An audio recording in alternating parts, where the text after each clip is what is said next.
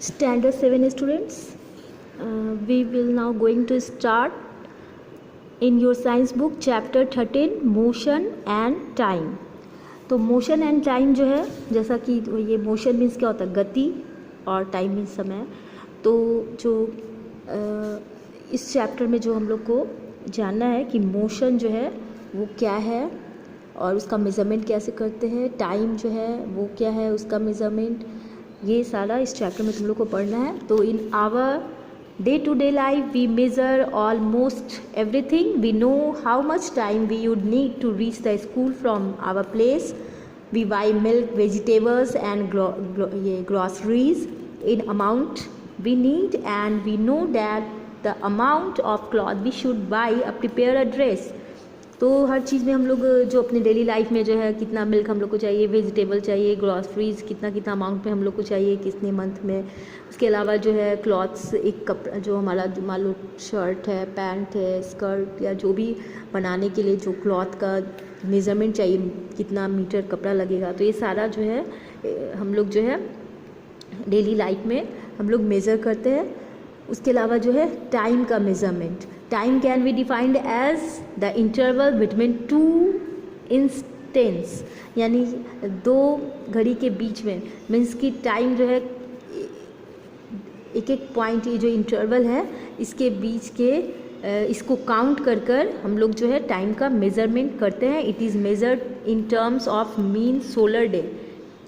Time का मतलब क्या हो गया कि ये जो देख लो यहाँ पे जो तुम्हारे यहाँ पे 12 और 6 है, मिडिल डे जो है मीन सोलर डे का जो मीन पॉइंट है, इसके अकॉर्डिंग जो टाइम जो है वो मेज़र किया जाता है. Solar day is the time taken by the earth to complete one rotation about its own axis. यानी ये सोलर डे किस ये में लिया जा रहा है, तो सोलर डे जो है अर्थ का जो एक कंप्लीट रोटेशन है उसके एक्सिस पे, तो उसमें ये काउंट किया जाता है. We know that along with this rotating the earth also revolves around the sun. The time taken to finish one such revolution is termed 1 year. यानी जो हम एक ये तो जो रोटेशन, ये जो सोलर डे है वो कंप्लीट रोटेशन जो अपने एक्सिस पे वो कर रहा है अर्थ, उस पे लिया जाता है. लेकिन ये भी हम लोग जानते हैं कि ये जो रोटेशन है साथ साथ अर्थ जो है खुद अपने एक्सिस पे सन के अराउंड जो है वो रिवॉल्व कर रहा है. तो ये रिवॉल्यूशन जो है वो 1 ईयर में कंप्लीट होता है. तो उसका जो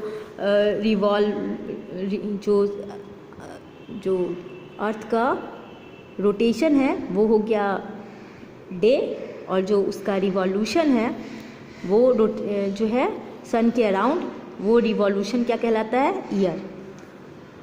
तो अभी ईयर क्या है, वह ये our ancestors observe that some events happen periodically and that inspired them to measure time. यानी पीरियडिकली जो है हमारे जो एंसेस्टर जो है ऑब्जर्व करते थे और उनसे टाइम को वो इंस्पायर होकर टाइम को मेज़र करते थे. तो the time between one sunrise to the next sunrise was called a day. यानी आज का सनराइज और नेक्स्ट डे के सनराइज एक साथ वो क्या कहलाया, पूरा एक दिन कहलाया. And the time between the new moon to the next was 1 month. यानी जो न्यू मून हर मंथ आता है, न्यू मून यानी जो पूर्णिमा जो हम लोग बोलते हैं ऐसे अपने बोलचाल के ये में हिंदी मंथ के अनुसार, तो एक पूर्णिमा से दूसरे पूर्णिमा जो है वो एक मंथ हुआ. तो for measuring shorter time intervals we use unit such as second, minute and hour. और इस टाइम को शॉर्ट पीरियड में मेज़र करने के लिए हम लोग किस यूनिट का यूज़ करते हैं, तो सेकेंड का, मिनट का एंड आवर का यूज़ करते हैं.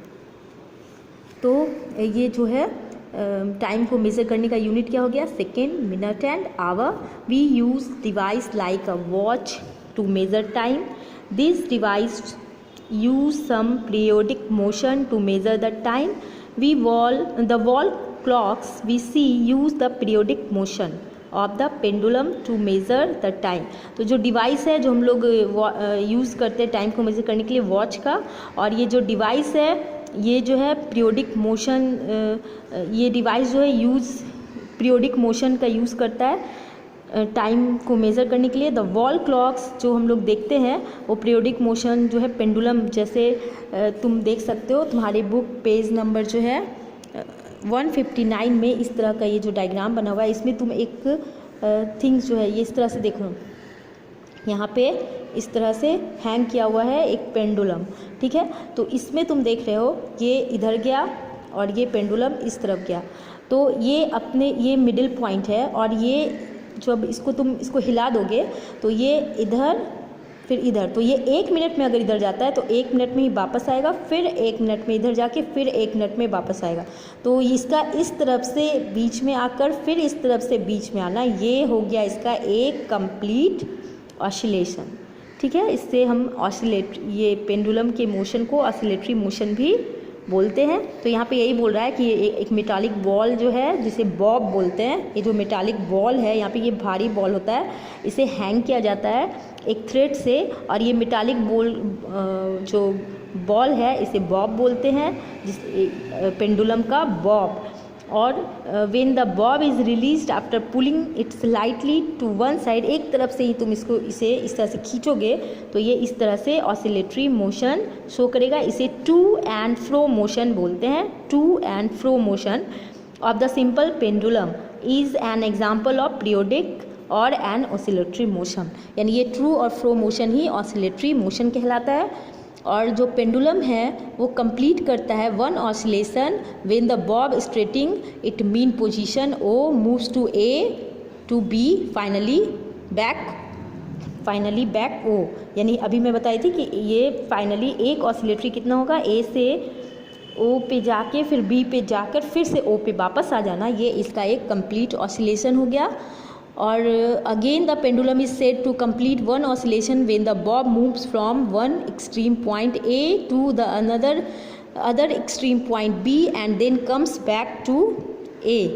तो ये यहाँ से यहाँ जाके फिर इधर आया, तो इस तरह से ये इसका एक ऑसिलेशन जो है वो पूरा हो गया। इस तरह से ऐसे जाना और फिर ए से फिर से स्टार्ट करेगा वो ए से, फिर उसी तरह से बी पे जाएगा, फिर ए पे जाएगा, फिर बी पे जाएगा, इस तरह से मिडिल होता हुआ वो आना जाना करता रहेगा। तो ये इसका एक कंप्लीट ऑसिलेशन होगा।